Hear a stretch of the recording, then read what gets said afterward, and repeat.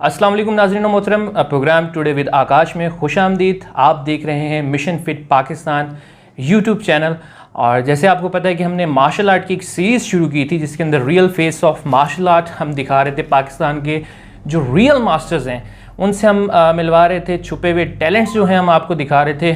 2 दिन हमने पहले प्रोग्राम किया जिसके अंदर हमने पुलिस वालों की फ़िटनेस की बात की। जैसे आपको पता है कि मैं अभी सिंध में हूँ, कराची में हूँ। कबूल टाउन पीएस के जो हैं एसएचओ मेरे साथ हैं, रोशन साहब। और एसएचओ का और कराटे का क्या लिंक है, ये प्रोग्राम कराटे से ही रेलिवेंट है। तो रोशन साहब जो हैं बड़े अच्छे फाइटर रहे, स्टिल जो है योगा करते हैं, मार्शल आर्ट के साथ रेलिवेंट हैं। बहुत सारी इनकी जो है अचीवमेंट्स हैं। इन्होंने हमें टाइम दिया। सबसे पहले तो सर शुक्रिया कि आपने हमें वक्त दिया। और मैं ज़्यादा टाइम अपनी बातें करने में नहीं लूँगा, अपनी ज़ुबानी आप नाज़रीन को बताइए कि आपके क्या अचीवमेंट्स हैं मार्शल आर्ट के हवाले से। शुक्रिया आकाश साहब। सबसे पहले मैं आपको कराची आने पर वेलकम कहता हूँ। थैंक यू सर कि आप कराची आए और हमें टाइम दिया। मार्शल आर्ट का आगाज़ मैंने 1988 से किया था। और जैसा कि आपको मालूम है कि फ़िज़िकल एक्टिविटी का ताल्लुक़ भी किसी न किसी फ़ोर्स के साथ होता है। किसी फ़ोर्स में जाने के लिए भी फ़िज़िकल एक्टिविटीज़ का उसमें होना चाहिए। मैंने 1988 में वाइट बेल्ट था, उसके बाद फिर मुख्तलिफ येलो बेल्ट हासिल किया, येलो के बाद ऑरेंज के बाद ग्रीन। 2002 में फिर मुझे ब्लैक बेल्ट अवार्ड हुआ। इसी दौरान मुख्तलिफ चैम्पियनशिप्स मैंने अटेंड की, मुख्तलिफ चैम्पियनशिप्स में गोल्ड मेडल हासिल किए। 3 मरतबा मैं सिंध चैम्पियन रहा माशाल्लाह। और नेशनल चैम्पियन भी रहा हूँ। मैं इस्लामाबाद में 1994 में मैं इस्लामाबाद में नेशनल खेला था माशाल्लाह। उसके बाद इसी दौरान ही इस एक्टिविटीज़ के दौरान मुझे मौका मिला पुलिस ज्वाइन करने का।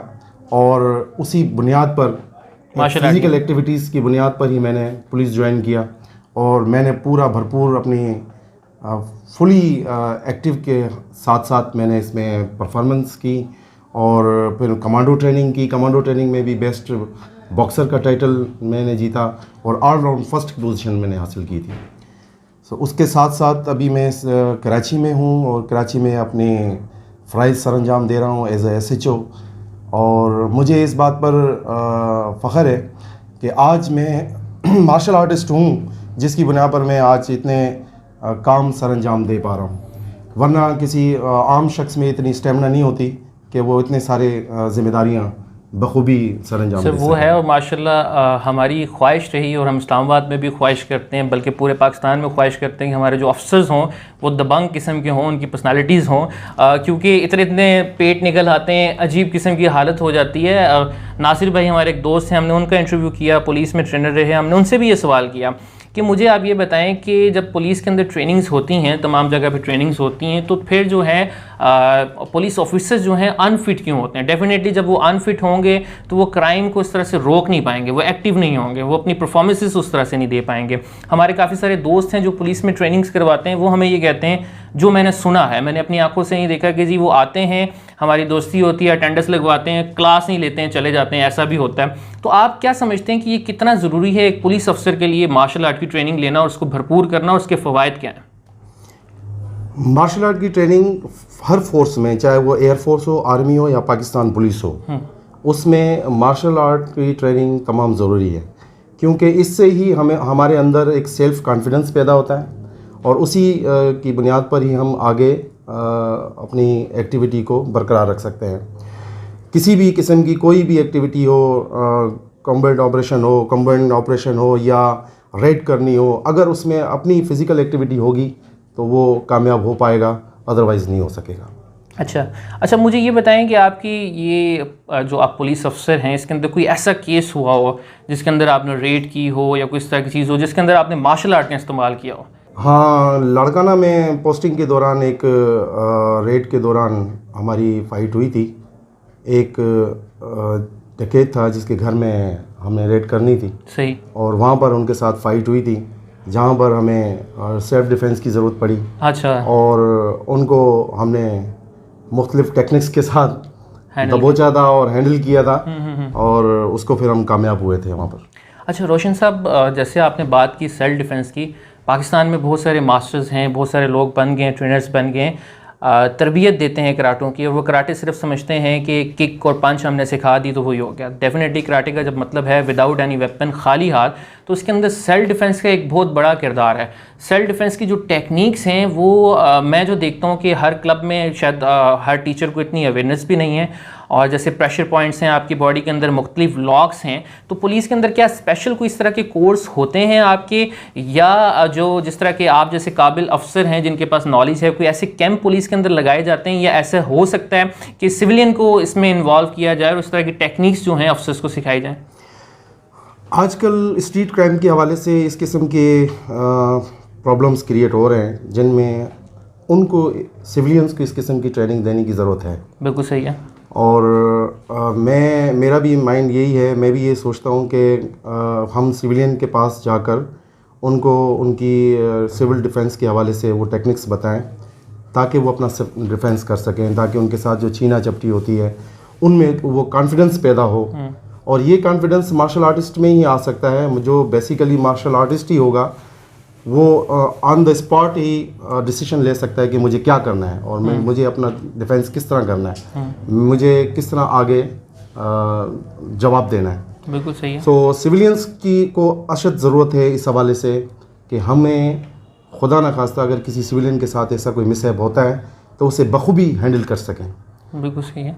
कराची में स्पेशली बहुत ज़्यादा स्ट्रीट क्राइम का रुझान बढ़ चुका है, लिहाजा मैं मेरे ख्याल में तो यही मशवरा दूंगा कि सिविलियंस को इस तरफ आना चाहिए सिविल डिफेंस। बिल्कुल सही है। और मेरी भी सेल्फ डिफेंस के हवाले से मेरी भी इस प्रोग्राम के तोफ़ैल आईजी सिंध से और आईजी इस्लामाबाद से अपील है कि ऐसे जो ऑफिसर्स हैं, काबिल ऑफिसर्स हैं, जैसे रोशन साहब हैं जिनके पास मार्शल आर्ट की स्किल्स हैं, सेल्फ डिफेंस की स्किल्स हैं, ऐसे ऑफिसर्स को अपने इदारों में सर्च किया जाए और उनकी ड्यूटीज़ लगाई जाएँ कि जो स्कूल्स के अंदर जाके जैसे हम बच्चों को सेल्फ डिफेंस की ट्रेनिंग्स देते हैं, तो ये पुलिस हमारे साथ भरपूर जो है हमारे स्कूल्स के अंदर, कॉलेजेस के अंदर, यूनिवर्सिटीज़ के अंदर जाके बच्चों को जो है तरबियत दे, और ये हमसे बेहतर तरबियत देंगे। इवन जो है ये वेपन के हवाले से जो गार्ड्स हैं उनको जो है बेहतर तरबियत देंगे, और अगर ये स्टेप लिया जाए तो ये बड़ा अच्छा स्टेप होगा। सर बिल्कुल सर, बहुत शुक्रिया, आपने जो है हमें टाइम दिया।